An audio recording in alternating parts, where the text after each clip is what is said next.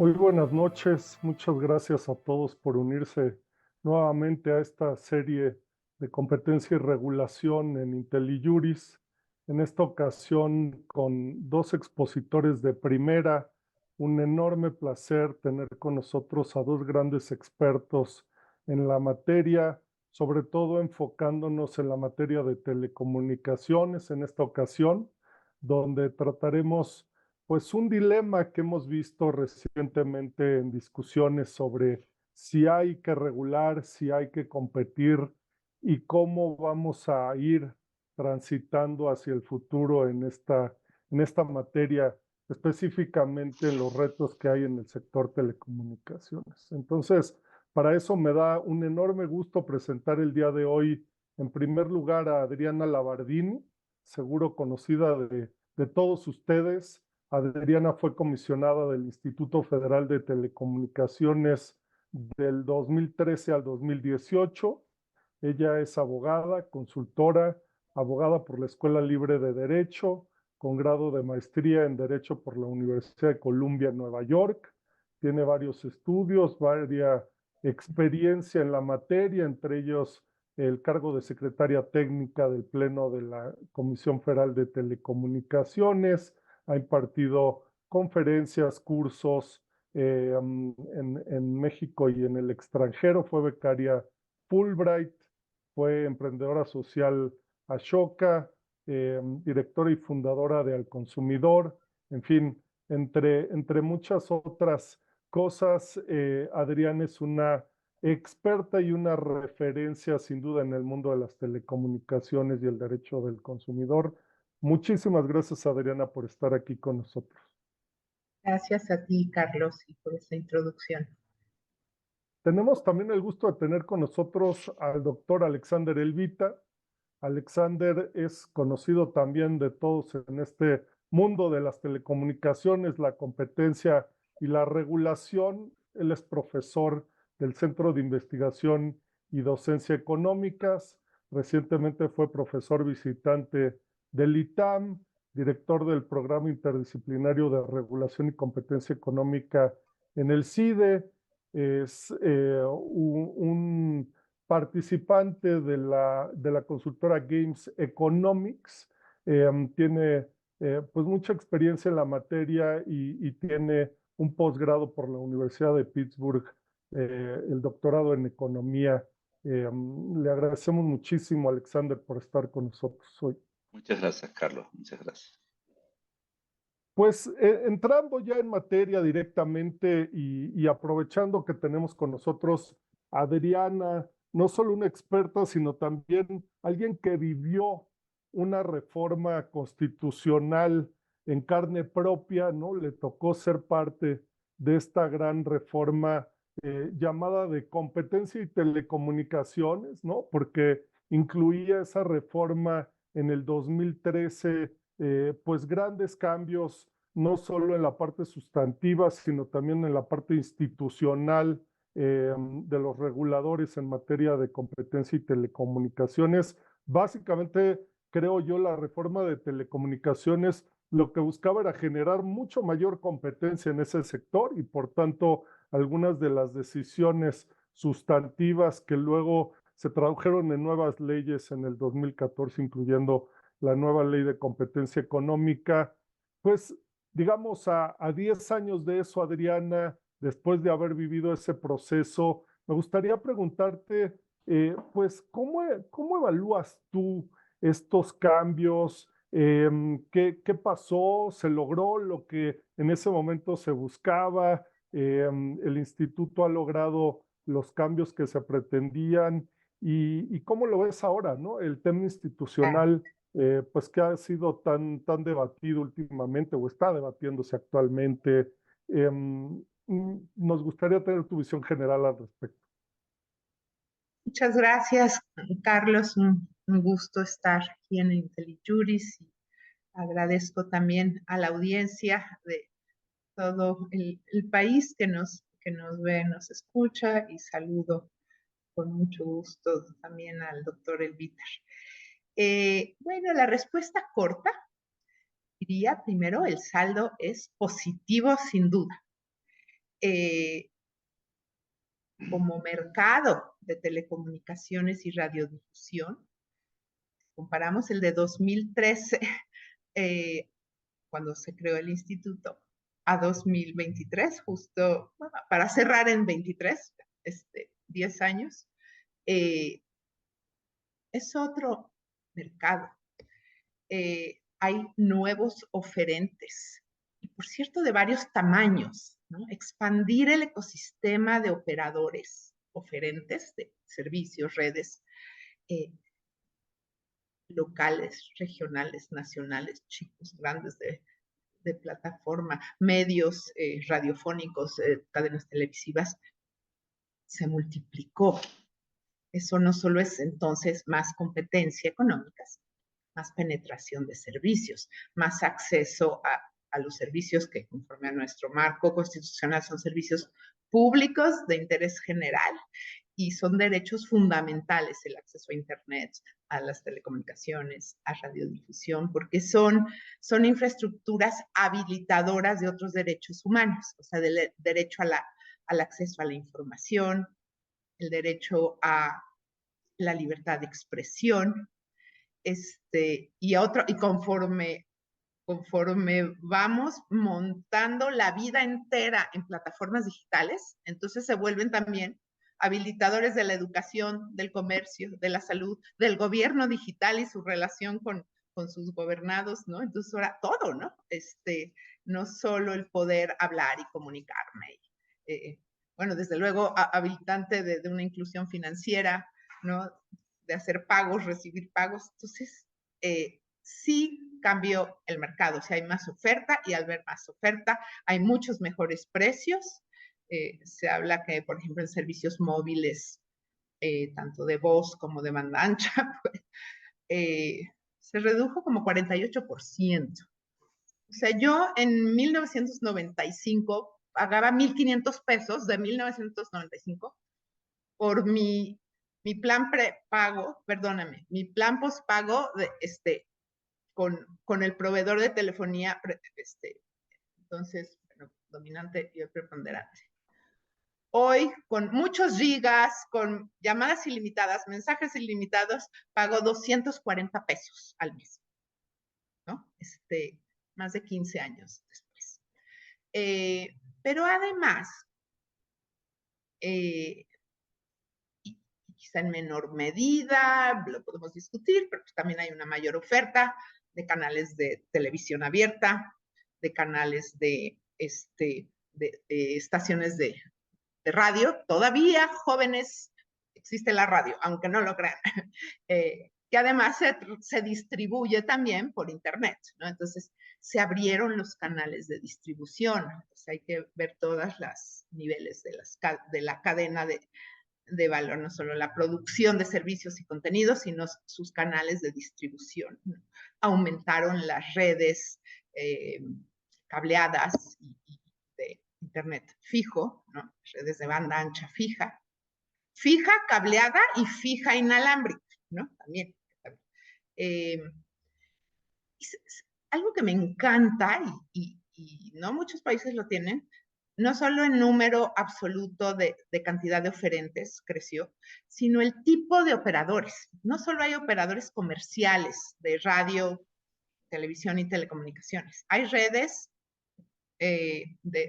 incluso un uso público del espectro. Hay redes comerciales, hay redes públicas, hay redes sociales, ahorita no en el sentido de Twitter, Instagram y Meta, sino redes de uso social, es decir, son redes y radios también comunitarias, propiedad de comunidades, que como no llega al mercado a ciertas comunidades rurales o remotas, ellas en forma autogestiva instalan sus redes, pueden ser de Wi-Fi, de fibra, o redes móviles celulares con concesión de uso social, ¿no? Hay una cooperativa de pueblos indígenas en México que tienen una red celular en la Sierra de Oaxaca para un uso no, o sea, social, sin fines de lucro. Y también hay redes públicas, ¿no? O sea, de que de alguna institución del Estado o de los estados, ¿no? Hay radio estatal, en fin.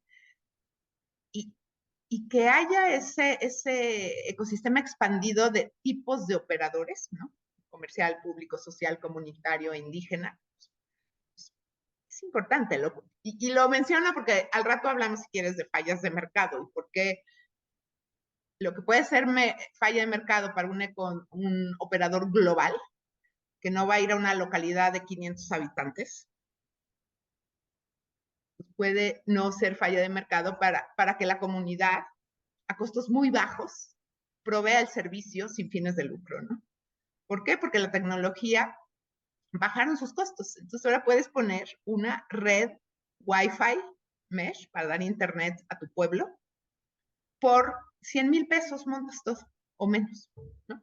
Si lo divides entre 1,000 habitantes, pues le cooperan y a eso me dedico hoy, por cierto. Soy coordinadora de política pública en Rizomática, una organización sin fines de lucro que apoya, promueve redes comunitarias en zonas rurales no atendidas por el mercado global, digamos, ¿no? Entonces, es positivo el saldo. Se creó además, se fue formando y se seguirá formando un capital humano experto, especialista, técnico, nos guste o no, sé que hay unas críticas a los tecnócratas. Miren, yo no sé, pero ustedes quisieran que subirse a un avión y que el piloto no fuera técnico, no supiera volar, pero es bueno, es honesto, es buena onda, pero pues en su vida ha piloteado un avión. Pues no, ¿verdad? Bueno, igual en temas técnicos jurídicos, técnicos económicos o técnicos de ingeniería de las telecomunicaciones, ¿no? Necesitas gente que sepa de economía de redes, de producción de televisión, de servicios, de normas técnicas, de interferencias se necesita saber. Y el saber es algo continuo, todos nos tenemos que seguir formando. Y ahorita en el IFT hay más de 1,200 personas expertas. Unas empezaron en Cofetel, o sea que algunas tienen ahí 25 años, ¿no? 10 en IFT y 15 en Cofetel. Y eso tiene un valor que llevó 25 años construir. ¿Lo vas a borrar de un plumazo? Yo pregunto. ¿No? No hay, o sea, lo más valioso en una organización es su gente, ¿no?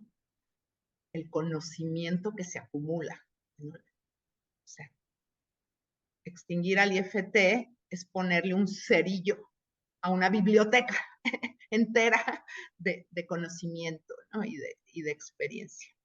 Bueno, oportunidades las hay, mejoras las hay. Algo que escribimos un libro colectivo hace unos años sobre a 7 años de la reforma cuál es la evaluación. Y a mí me tocó escribir un capítulo, ¿verdad? Bonito sobre excelencia regulatoria, ¿no? Y logros, y la autonomía, porque es importante, y la suficiencia presupuestal, y tener las facultades necesarias, que también es. Si te dan un cachito de facultad, pues no puedes hacer nada, la verdad. Es una independencia operativa. Pero ¿cómo llegas a esta excelencia regulatoria? Y claro que hay retos. O sea, el instituto está como el 70%. También hay un tema de voluntad política y que también podemos analizar. Pero algo que sí creo yo le falta, pero no es culpa del IFT, es culpa del Senado de la República, es que no le exige cuentas más palpables. O sea, en la Constitución dice que anualmente tiene que rendir cuentas al Senado. Y la verdad lo hace, o sea, presenta unos informes de actividades con estadística, con datos, con logros y con lo que le faltó, digamos. Me propuse 100 cosas y pude hacer 80, ¿no? Entonces me faltan 20. Bueno, él publica, hay transparencia, hay procesos de mejora regulatoria en el instituto, pero tal vez los indicadores de desempeño podrían ser mejores, ¿no? O sea, no me digas que emitiste 180,000 oficios, a mí eso no me dice nada, ¿no? O resolví, bueno, ¿cuántas concesiones otorgó? Sí es importante, creo, porque es nuevos entrantes al mercado. Pero tratar de construir indicadores que nos reflejen cuántos mexicanos más hay conectados gracias a procedimientos del instituto, cuánta competencia adicional hay, etcétera, ¿no? No es fácil porque no todo se debe al instituto, ¿no? Entonces, ¿a quién le cuelgas la medalla? ¿Al inversionista? ¿Al regulador? ¿A la política fiscal? Entonces, eso va a ser un tema. ¿A quién le cuelgas la medalla de un logro? Bueno, pues igual partimos la medalla en varias partes. Y entonces, pues el saldo es positivo para los usuarios, para las audiencias, creo yo. En televisión creo que sí hay más retos. O sea, yo siento que se logró menos. Pero también para la inversión, ¿no? O sea, si hubo más inversión, bueno, ahorita, o sea, si les empezaba a dar 1000 datos, pues nos prolongamos mucho. Pero en los años más malos de crecimiento del PIB en México, pues una buena parte de ese PIB, de ese crecimiento económico del país, fue gracias al sector telecomunicaciones y radiodifusión que siguió invirtiendo, ¿no? Luego es cierto, vino un valle, un estancamiento, pero eso es un buen indicador. Si hay confianza en la competencia en el país, en que hay mercado, porque claro que hay mercado, pues hay inversión, ¿no? La hubo, podría haber más, sí, bueno, hay otros factores también ajenos al IFT, ¿no? De por qué invierte o no invierte un nuevo interesado en ya sea crear redes o servicios. Lo que sí tiene que cuidar mucho el instituto es seguir asegurando que haya una neutralidad a la competencia, y ahí tiene un pecadillo, creo, reciente, un pecado reciente. No se vale jalar la cobija para descobijar a uno, ¿no? En fin. Y claro, lo que pasa es que a pesar de todas las facultades que se les dieron, un presupuesto razonable, una estructura digna de capital humano valioso, aún en 2013, que se reformó la Constitución, seguíamos con este cuento de telecomunicaciones y radiodifusión. Ya nadie habla así, ¿no? Es economía digital, es transformación digital, es servicios o comunicaciones electrónicas. Ya más bien se habla de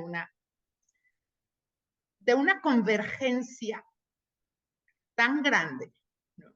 De plataformas, de contenidos, de aplicaciones, o sea, la cadena de valor ha ido en aumento.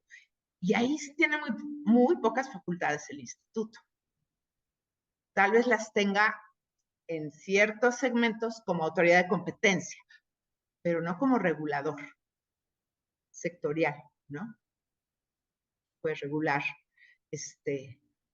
a Netflix o a Amazon, algo, salvo que implique o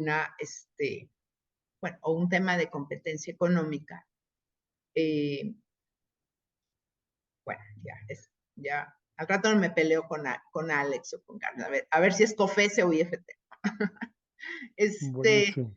Pero sí quiero dejar un mensaje muy claro, porque no entrar en particularidades llevaría mucho tiempo. Construir instituciones buenas y de excelencia regulatoria puede llevar 30 años y hay que seguir mejorándolas, eso sí. El instituto como autoridad de competencia, pues sí es joven, ¿no? Tiene 10 años, COFESE tiene más años. Y ahí tal vez todavía hay una curva de aprendizaje y además creo que están mal distribuidas las cargas. O sea, el personal en unidad de competencia y de autoridad investigadora, aunque ha crecido y todo, y es gente muy profesional, se quedó chiquitito en comparación con todo el personal de todo lo demás, ¿no? Claro, todo lo demás es mucho, ¿no? Concesiones, espectros radioeléctricos, supervisión y sanciones y monitoreo, contenidos audiovisuales, mejora regulatoria, planeación estratégica, o sea, sí, pero creo que había que crecer la parte de, y no solo crecer en número de servidores públicos, pero de recursos, de información, de mejoramiento de procesos de competencia económica. Entonces ahí es donde más oportunidades de mejora ve. Pero de eso a destruir, como ponerle una bomba a una institución, es regresar 50 años. Y ahí sí lo digo por el IFT, por el INAI, por la COFESE, por el INEGI, en fin, cualquier institución o también una dependencia, ¿no? Ahora, si una dependencia o una entidad gubernamental es un cero a la izquierda, pues sí, entonces no hay nada que lamentarse, pero el instituto y esa reforma generó empleos, generó servicios, aumentó la penetración de Internet y otros servicios, trajo inversionistas, competencia, sí, con muchos retos de la competencia. Pues bueno, también hay que ver si los procedimientos de competencia ex post están a la altura de un sector tan dinámico, ¿no? O sea, si para resolver si alguien incurrió en prácticas monopólicas nos va a llevar de 5 a 8 años, ¿no? Entre procedimiento, litigio y pues en 8 años igual ya se crearon 8 nuevas empresas de eso, ¿no? De ese mercado relevante. Entonces, también hay que ver, y sí es un reto, porque el dinamismo tecnológico se la pone muy difícil a cualquier autoridad, no solo a estas autoridades. Ya quizá hablaremos de eso. Pero luego, suponiendo que fue, o sea, el costo que representa en el presupuesto general de la nación es ridículo, ¿no? Entonces, eso no es un problema. Luego me recuerdan aquí los expertos en sector energético, ¿cuánto debe Pemex? ¿Cuántos billones de pesos? O sea, bueno, entonces 2,000 millones de pesos de presupuesto que tenía, no, ya tiene menos, no me parece que pinte mucho. Pero luego dices, bueno, ok, señores, vamos a hacer. ¿Y qué remedio sugieren, no?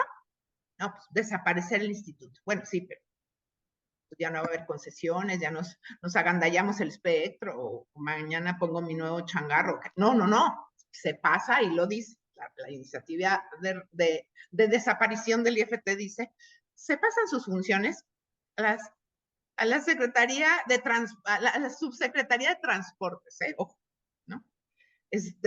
Porque también desaparecieron, eso ya tiene 4 años, la Subsecretaría de Telecomunicaciones. En ningún país del mundo, incluso del sur global, países en desarrollo con pobreza enorme, no solo tienen Secretaría o Ministerio de Telecomunicaciones, yo trabajo mucho con África en la organización esta Rizoma, deberían de ver las estrategias de transformación digital de Sudáfrica, de Ghana, de Kenia, de Indonesia, en Asia, de la India. Y aquí desaparecimos nuestra subsecretaría de comunicaciones. Bueno, entonces lo que dejaron es una dirección general que creo que tiene entre 20 y 40 personas, punto. Pero bajo la subsecretaría de transportes, ahí con los autobuses, los aviones, todos los transportes, ahí va la economía digital, ahí va la inteligencia, ahí va todo. Y ustedes díganme si 20 personas o 40, me da igual, van a poder, no especializadas para nada, van a poder con lo que hacen hoy 1,200 personas. ¿Sí? Que son unos ineficientes, no. O sea, vean el volumen de trabajo que saca el instituto y la diversidad de facultades, y verán Quizá podrían recortar un 5%, pero no más, yo creo. Entonces dices, ¿y ese es el remedio? Y en el INAI, ¿quién va a hacer lo del INAI? ¿En serio? ¿Función pública? ¿De veras? Protección de datos personales, transparencia. No. Entonces, no solo está mal el diagnóstico del problema de que existan estos órganos autónomos, también hicieron pésimo el remedio que proponen para solucionar. Pero bueno, creemos, por supuesto, que tiene más bien, se ha escrito mucho al respecto, pues una racionalidad más bien política, electoral, de percepción, ¿no? Déjame, Adriana, si te parece bien traer a la discusión justo del Instituto Alexander, ¿no? Quizá con una visión un poquito más de fuera, de cómo ve esta evolución del instituto, ¿no? Desde cómo nace, cómo ha evolucionado, cómo está funcionando ahorita y también en este último comentario de Adriana, cómo lo vemos a futuro, ¿no? Sí, mira, creo que Adriana ha tocado varios temas que yo creo que son muy relevantes, ¿no? En primer lugar, hoy en día no podemos pensar ni siquiera una visión de país moderno sin una visión de lo que sería no solamente telecomunicaciones, sino una visión digital, ¿no? Creo que ahí coincidimos. Eh, creemos y tener órganos reguladores en esa área es como pensarnos. Yo siempre he dicho que a mí me sorprende muchas veces que cuestionemos órganos reguladores nuevos, ¿no? Como IFT, COFES, es decir, ten- siendo que México tiene una de las mejores experiencias en materia de órganos reguladores.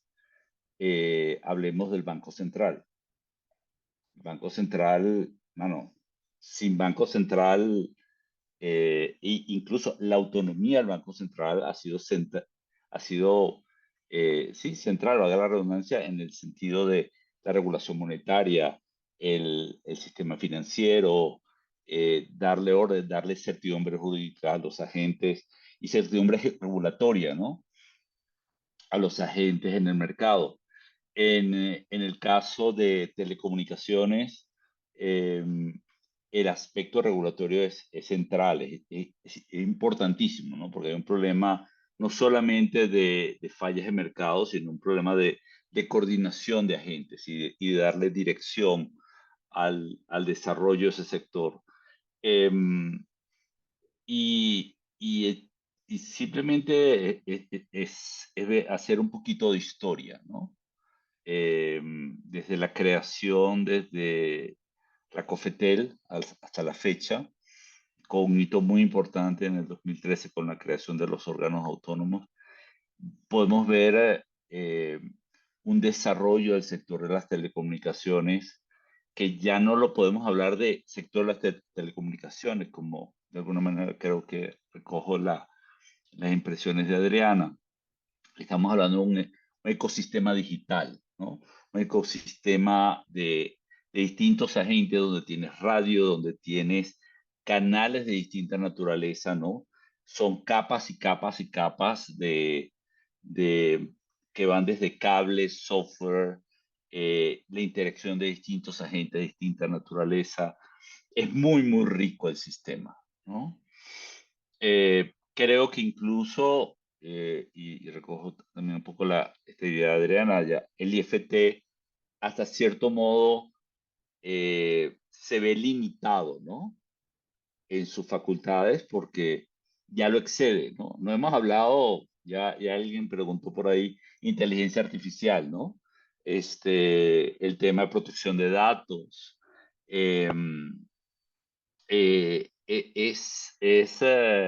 Es un mundo muy amplio, ¿no? Que nos excede a cualquier regulador, ¿no? Y que actualmente estamos trabajando y tratando de entender cómo funciona, porque sí realmente es un mundo que nos plantea retos de entendimiento incluso de cómo funcionan. Eh, Esto me recuerda mucho el tema de las plataformas, ¿no? Bueno, telecomunicaciones, hay plataformas por todos lados. Académicamente, el primer paper sobre plataformas salió en el 2000, ¿no? A pesar de que existían ya plataformas hace muchísimos años, ¿no? Y los empezamos a entender a partir del año 2000. No sé si todavía las entendemos plenamente, ¿no? Todo el tema de los datos, de la inteligencia artificial, cómo funciona, cómo son los streams de ingresos, cómo se produce la innovación dentro de ellos, todavía estamos tratando de entenderlo, ¿no? En ese sentido, sí tiene una desventaja que tiene la acción regulatoria, es que la actividad regulatoria muchas veces va detrás de la innovación. Y es normal, ¿no? Es decir, los innovadores son los drivers, ¿no? de esta actividad. Y los reguladores están todo el tiempo tratando de anticipar ciertos eventos, pero tratando de ser muy sigilosos en dónde meto la mano, cómo la meto, cómo puedo frenar o no cierto tipo de actividad, porque puede terminar siendo perjudicial, ¿no? Un regulador excesivamente interventor puede terminar distorsionando excesivamente el proceso creativo y de innovación dentro de ciertos sectores. Pero quisiera volver un poco a la pregunta que señaló, que le hiciste al inicio a Adriana. Y nosotros estuvimos desde el año, bueno, el año 2000, Adriana sí tiene más tiempo trabajando en esta actividad. Eh, Cuando llegamos al 2013, a un cambio, a elevar, y yo le llamo incluso muchas veces que esa fue la reforma de las telecomunicaciones, más que la reforma de competencia, a elevar a la COFETEL a un órgano autónomo constitucional, fue porque, y eso se lo debemos un poco a ese famoso estudio que se recordaba muy bien, Adriana, el del 2011-2012 de la OECD, ¿no? Eh, que nos dimos cuenta, aquí se necesita un cambio, un overhaul, ¿no? Necesitamos un cambio sustantivo para poder eh, aterrizar y enfrentar problemas cada vez más difíciles. Se había inmovilizado, bueno, Carlos, te acordarás que yo creo que más del 50% de los casos que llevaba la COFES en esa época eran de telecomunicaciones. Los tenían saturados completamente.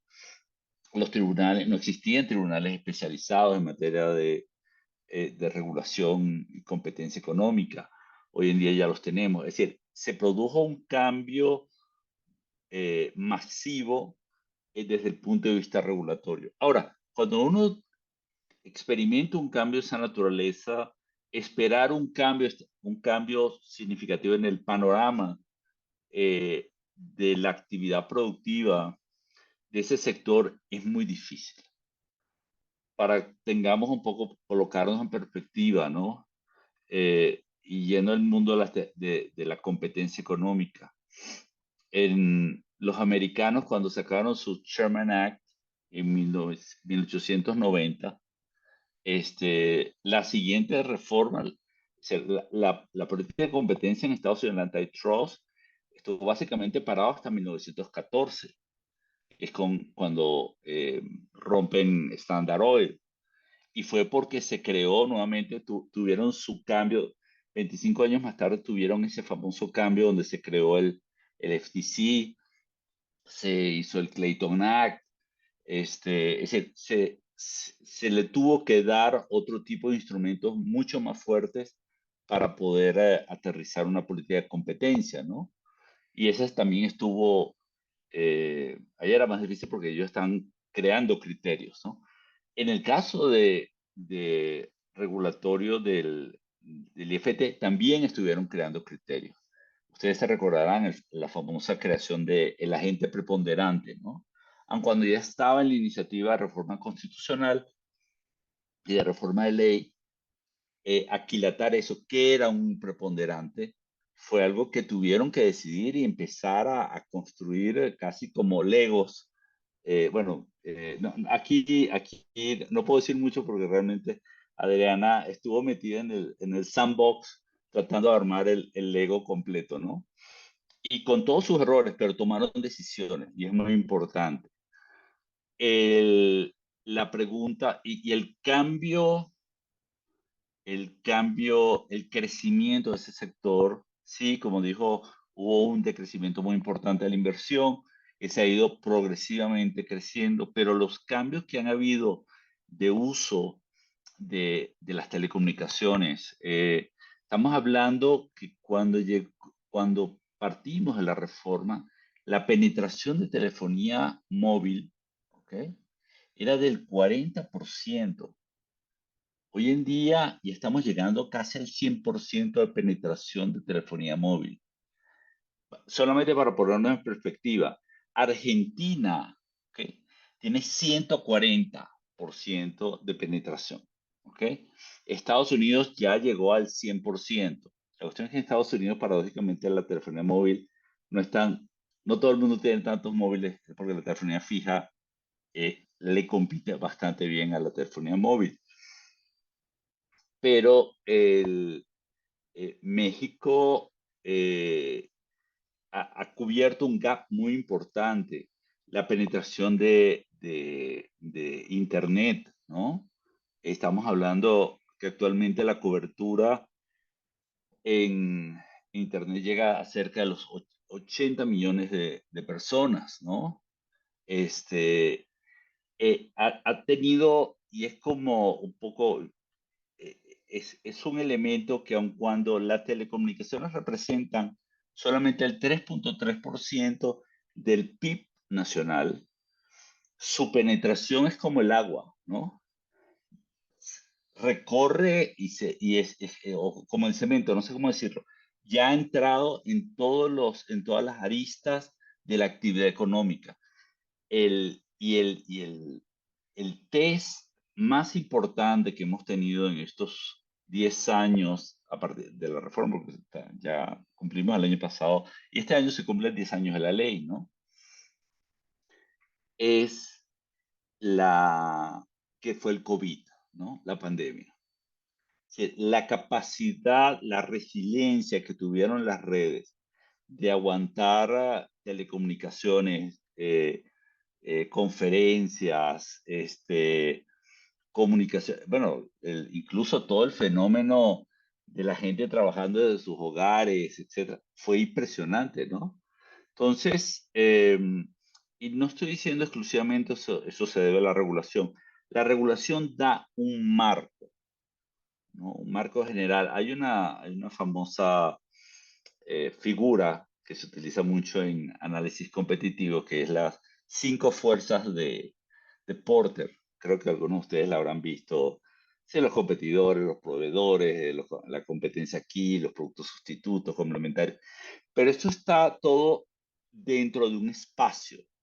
Y ese espacio es la sexta fuerza, lo que nosotros llamamos la sexta fuerza. Es el marco regulatorio. Si tú no tienes un marco regulatorio claro o que tenga las direcciones apropiadas, no puedes tener ese desarrollo de ese sector a plena capacidad. Entonces, desde ese punto de vista, creo que ha sido un éxito. Creo que el aspecto técnico, como lo dijo muy claramente Adriana, los reguladores son técnicos, por eso los tenemos. Tratan de eh, llevar la racionalidad científica a ciertas actividades que el Congreso tiene otros propósitos, ¿no? Y es una suerte de representante del Congreso, como lo que es la FTC, ¿no? Se tiene ese poder y por eso debe el Congreso no solamente recibir unos informes, sino entrar a un diálogo, hacer interpelaciones muy claras y directas con los comisionados, exigiéndole cosas muy específicas, ¿no? Obviamente el Congreso deberá enterarse y leerse los informes de qué es lo que se trata, ¿no? Y prepararse para eso. Pero ahora creo que nuestro reto es ver un poco hacia adelante, ¿no? Ha cambiado el panorama, pero también han cambiado mucho los problemas. Adriana y yo hemos estado conversando un poco sobre ese tema y el tema de datos es un tema que ya surge, ¿no? Y que exige ya no solamente la acción de un solo regulador, se necesita la concurrencia de distintos tipos de reguladores, como el caso australiano, como el caso en inglés, ¿no? Donde tienes la autoridad de competencia, tienes el equivalente al el Ofcom, ¿no? Y tienes política del consumidor actuando de manera coordinada, ¿no? Igual es en Australia. Obviamente hay otros modelos regulatorios, como en el caso de Alemania, que ahí llegan con un martillo y le dan por la cabeza a alguien y ya se acabó, que no hay nada mucho que discutir. O el caso americano, que es mucho más descentralizado. También es que eh, allá el entramado regulatorio es muy distinto al de nuestros países, ¿no? Aquí todos lo sabemos muy bien. Entonces sí creo que tenemos ya que empezar a movernos, a pensar problemas más complejos. Yo le tendría una respuesta un poco al tema de TV, ¿no? De Adriana, que es una preocupación que a todos nos ha tenido, ¿no? Mira, el cambio tecnológico ha ido también atacando el tema TV, ¿no? Uno de los problemas que estamos viendo, ya las TVs ya no están, a pesar de que México es uno de los países todavía privilegiados, bueno, no sé si privilegiados o no, pero ciertamente donde la gente todavía ve televisión, la TV ha dejado de tener, ya no es rentable. Lo pueden ver con una de las televisores, unos jugadores más importantes de televisión en México que ha tenido que entrar en problemas de, de suerte de Chapter 11, ¿no? Es decir, que han estado en problemas financieros muy importantes. Si el stream de ingresos, como plataformas, los anunciantes ya no están viendo la TV como su principal canal de alcanzar a los consumidores, ¿no? A los consumidores que consumen los productos. Si ya hay otro tipo de plataformas a través de los cuales eso se está dirigiendo. Entonces, ya sí tenemos que sentarnos a pensar y yo no creo que siempre hacemos el chiste de COFES, IFT, qué es lo de quién, qué es lo de cuál, ¿no?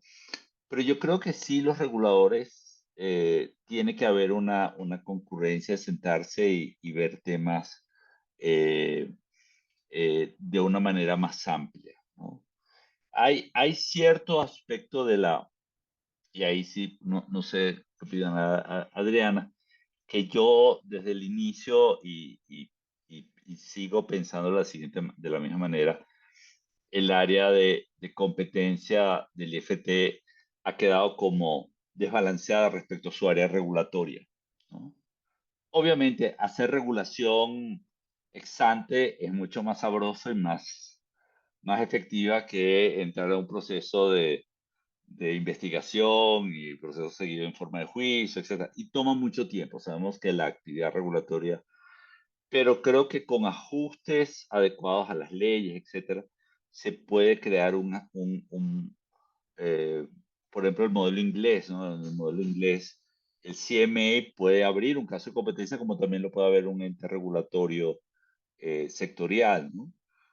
El tema es cómo coordinar esas actividades, cómo regular esa concurrencia de prioridades regulatorias o de capacidades regulatorias. Pero en esencia, la dirección es correcta, en mi opinión, eh, pero ahora los problemas que nos asedian son de otra naturaleza. Son, creo que, mucho más complejos, ¿no? Mucho más Y, complejos. y sobre ese punto es interesante, hace unos días la presidenta de la COFESE en un foro público decía que el reto actual más importante que ella ve en la materia es precisamente la coordinación de los diferentes reguladores que participan en los diferentes aspectos de los mercados, ¿no?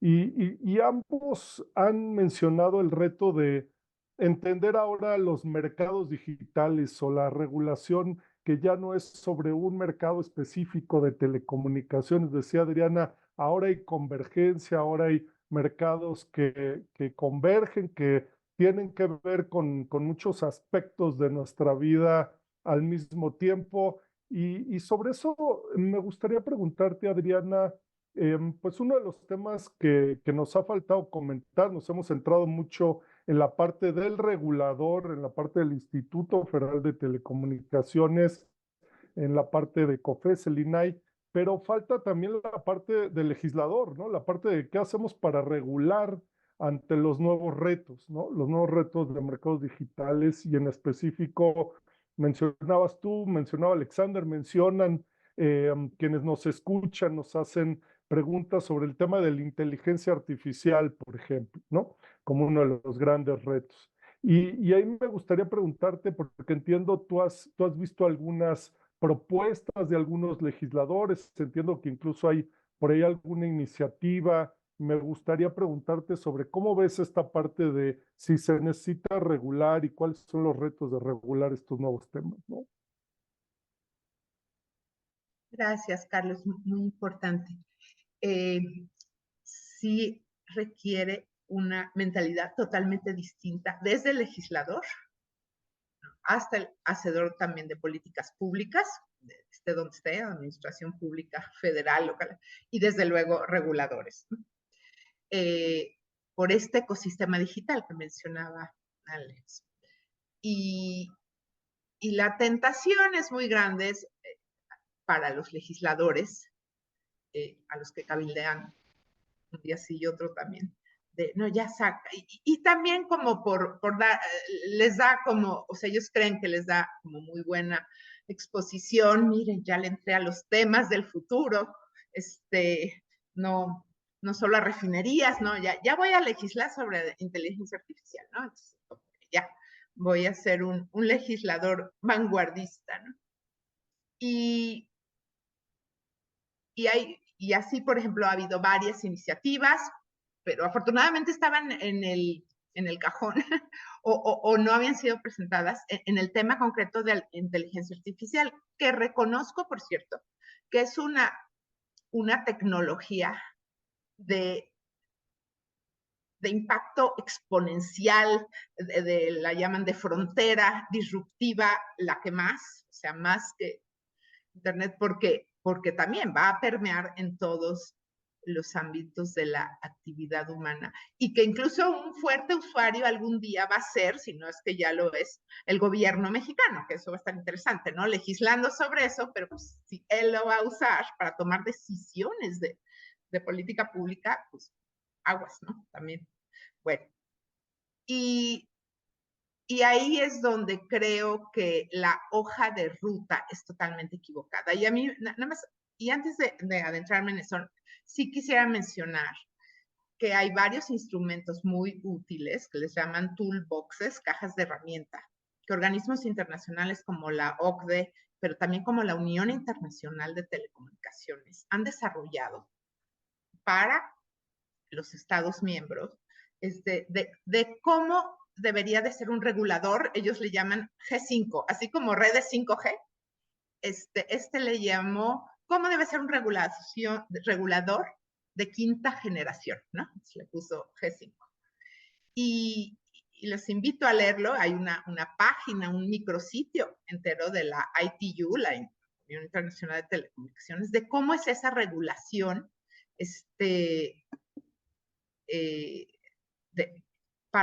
justo para la transformación digital, ¿no? Ya no para, o sea, justo para este ecosistema digital. Y lo primero que es colaborativa.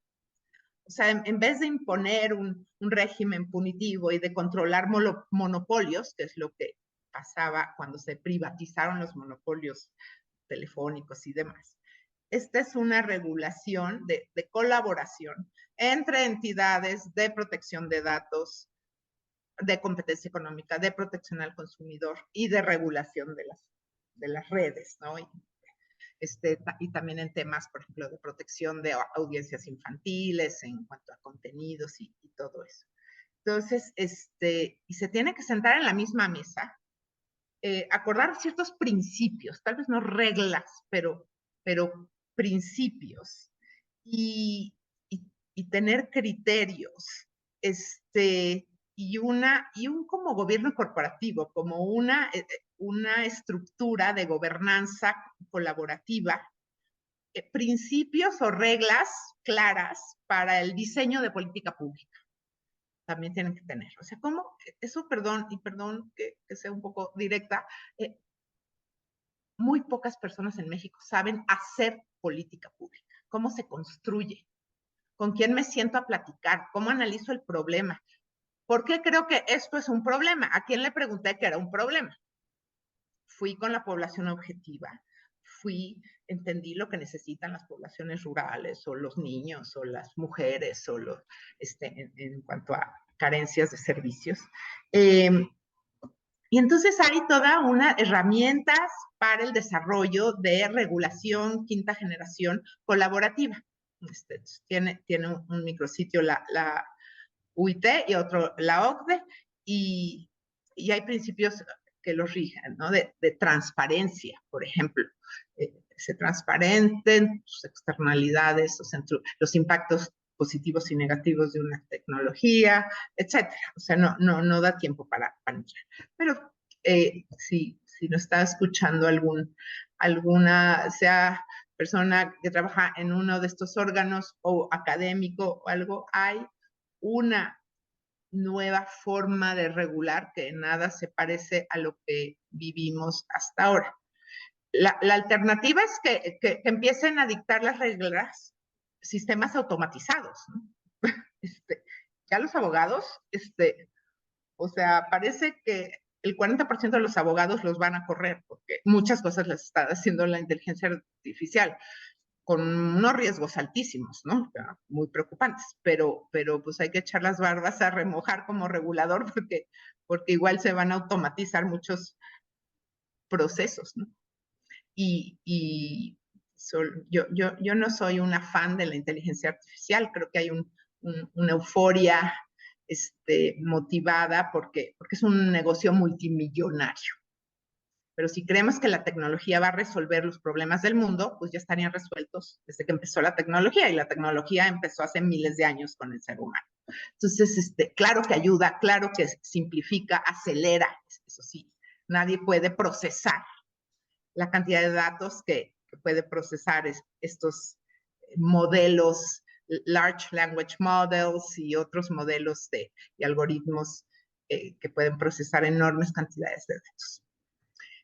Pero resulta que ayer llegó una iniciativa, y no es cualquier iniciativa, es una iniciativa ya ingresada al Senado por el senador Ricardo Monreal. Y así se llama, Ley para Regular la Inteligencia Artificial.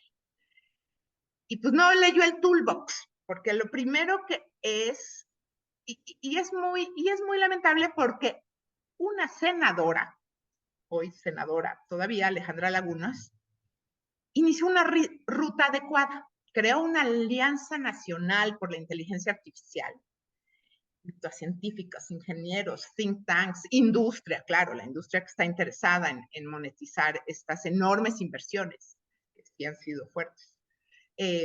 Sociedad civil, activistas, expertas, mujeres, todo, para entender de qué va esto. ¿Quién la está usando en México? O sea, habría que tener ese mapa primero. A ver, ¿quién está usando inteligencia artificial? Las pymes, las MIPYMES, el gobierno, solo las grandes empresas. ¿Para qué procesos? ¿Para atención a clientes o para cosas más? ¿No? Las universidades, la banca, ¿no? Decide a quién prestarle dinero a través de sistemas automatizados. En fin, habría que mapear, ¿no?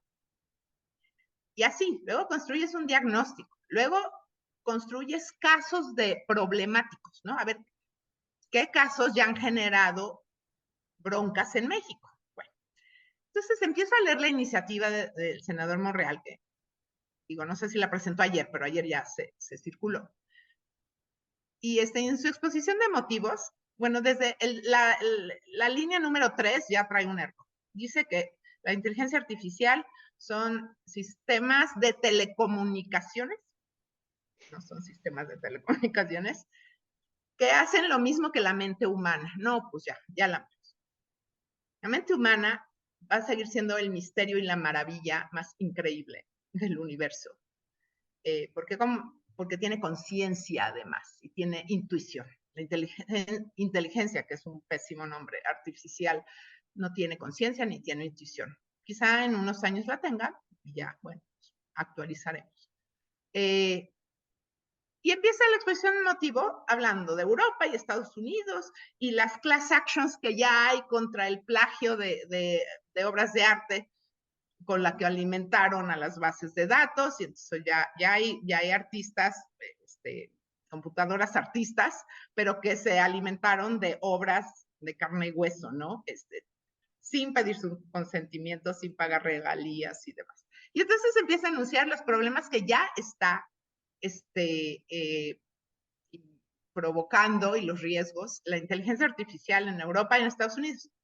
Ni medio párrafo se tomaron la molestia de mencionar, bueno, y qué problemas ya estamos detectando en México, ¿no? Eso es muy importante. Una ley y una regulación está hecha para solucionar problemas o para prevenir riesgos, ¿no? Entonces yo quisiera saber exactamente qué problema vamos a resolver con qué instrumento. Bueno, entonces México no pinta en su exposición de motivos, no sabemos nada de cuál es el estado de las cosas. Y luego, lo que hace esta ley es, esto es divino, Carlos, se declara al IFT la autoridad competente en materia de inteligencia artificial. Oye, pero el Ejecutivo acaba de presentar una iniciativa para desaparecer el IFT y tú le estás encomendando la inteligencia artificial al IFT. Bueno, eso está chistoso, ¿no? Y vaya, ¿qué encomienda le está dando, no? O sea, va a tener que contratar otras 500 personas. Bueno, pero el artículo más así clave de la iniciativa es, bueno, se tiene que registrar en el país cualquier, aunque sea el más inocente chatbot que usan para atención a clientes de inteligencia artificial. Cualquier persona, escuela, hospital, cualquier organización que compre o venda o distribuya o use inteligencia artificial, le tiene que pedir permiso al IFT. O sea, esa fue la solución que se le dio. Entonces es como una aduana, ¿no? Entonces ahora, oye, pues al país entraron 5 millones de distintas aplicaciones que usan AI. Pues 5 millones tendrán que pedirle permiso permiso al IFT y el IFT analizará si es riesgosa o no. Y luego a eso le agregó de parche el método europeo de vamos a clasificarla en alto riesgo, no, altísimo riesgo, alto riesgo y bajo riesgo, algo así, ¿no? Las de altísimo riesgo son estas y entonces pone una clasificación y esas se van a prohibir, ya, de plano. Eso no está mal, o sea, sí clasificarla por el nivel de riesgo, bueno, pues está bien, ¿no? Si va a causar muertes, si puede, si la vas a usar para la guerra, si vas a causar con AI espionaje masivo a tus ciudadanos, pues sí dices hoy, ¿no? Vamos a mejor ponerla nada más para quejas de los consumidores, ¿no? Para empezar. Bueno, pero entonces la solución fue, hay que pedir permiso, como quien dice, de importación, y digo importación porque casi, o sea, es un oligopolio, también hay que ver eso de competencia económica. Muy pocas empresas la hacen hoy, pero claro, de esas tecnologías abiertas, hay muchos desarrolladores que las usan para ir generando aplicaciones que usan inteligencia artificial. Y luego, Creo que vamos a necesitar una sesión completa, estimada Viriana, para analizar ese tema, Sí, porque lo menciono como, la verdad, una mala práctica. O sea, antes ujú, de legislar, legislar no es ponerte a redactar ahí un borrador de iniciativa, es todo un proceso de diagnóstico, de mapear actores, de hablar con los actores, todos, multi-stakeholder, de ver tus alternativas, o sea, de regulación, corregulación, autorregulación o ex post, ¿no? Mejor eh, y, y empaparte mucho, ¿no? También creo un comité de científicos ahí que va a asesorar al IFT. Yo simplemente quisiera decir que si hay algunos casos de aplicaciones aquí en México que pudieran ser problemas regulatorios importantes. Y no sé, todavía no los hemos visto, todavía no he visto el primero que haya salido pero estoy seguro que en temas de coordinación de precios, en temas de competencia, eh, interesante. ya están ocurriendo. Eh, pero que Desgraciadamente no. se nos está acabando el tiempo, pero me gustaría pedirles en un par de minutos cada uno si nos puede dar su visión a futuro, hacia dónde va el tema de la regulación digital y la inteligencia artificial en lo que tenemos de tiempo de la sesión. Si me haces favor, Alexander, y luego Adrián. Y como no, mira, eh, a manera hacia futuro, sí creo que los temas que acabamos de conversar son los temas centrales en términos de el tema de datos, el tema de inteligencia artificial, incluso mucho de las telecomunicaciones van a estar manejadas a través de mecanismos de esa naturaleza. Eh, y la mala noticia aquí es que yo no creo que el IFT o un órgano regulador ex ante, estamos hablando de los órganos reguladores ex ante, tengan la capacidad de manejarlo por sí solo. Creo que requiere algo un poquito más complejo. No sé, yo no creo en macro reguladores, ¿no? Eh, el- Creo que tiene más sentido tener acciones colaborativas, ¿no? Concurrencias entre varios reguladores, eh, pero sí es importante ya ir teniendo una agenda en esa dirección, ¿no? Buenísimo. Ese sería, digamos, mi punto, ¿no? Gracias, Alexander. Adriana, en un minuto, si nos das tus conclusiones. Coincido con lo dicho por Alexander. Creo que hay que mejor ver, hacer una estrategia, una agenda, una hoja de ruta, big picture, ¿no? Antes de ponerse a poner reglas, ¿no? El tema central de la AI y otras tecnologías son los datos. Los datos son la nueva moneda, no el dinero. O mitad y mitad, para que veas que soy bueno. Si no entendemos eso y hay un pacto mundial del valor de los datos, ¿no? Si yo voy a pagar y enriquecer a 5 compañías globales con mis datos, ¿cuánto valen mis datos? Vamos a crear un nuevo consenso, un nuevo pacto global de cómo distribuimos los beneficios y los costos de la economía de datos. Y eso es a nivel global, Interesantísimo. ¿no? Valen mucho más que una cuenta de correo electrónico, ¿eh? Por cierto, mis datos, Muchas gracias. tuyos y los de 7 billones de personas en el planeta. Entonces, mejor echémosle neurona a eso. Futureando, creo que los estados se van a quedar atrás. Creo que no tienen ni el poder, ni los recursos, ni el conocimiento, ni los algoritmos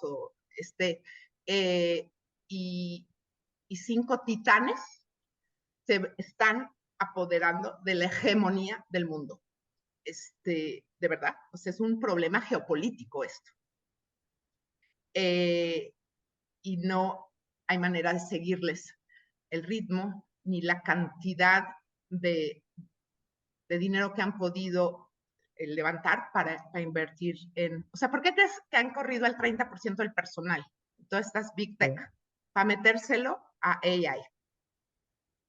Y y creo que los estados se pueden quedar muy chiquitos. Entonces sí va a haber que tener regulación 5G, 6G y 7G y otro enfoque y otras capacidades. Muchísimas gracias a ambos, Adriana, Alexander. Nos quedamos con muchas Gracias. tareas, muchos temas a seguir discutiendo. Para todos los que preguntan, sí va a estar disponible en la página de IntelliJuris y en YouTube la transmisión para que vuelvan a escuchar a Adriana y Alexander. Y les agradezco nuevamente, ojalá nos acompañen en una siguiente edición. Gracias a todos por escucharnos. Seguro. Muchísimas gracias a todos. Gracias y a todos por su atención e interés. Buenas noches. Hasta luego, Carlos. Gracias.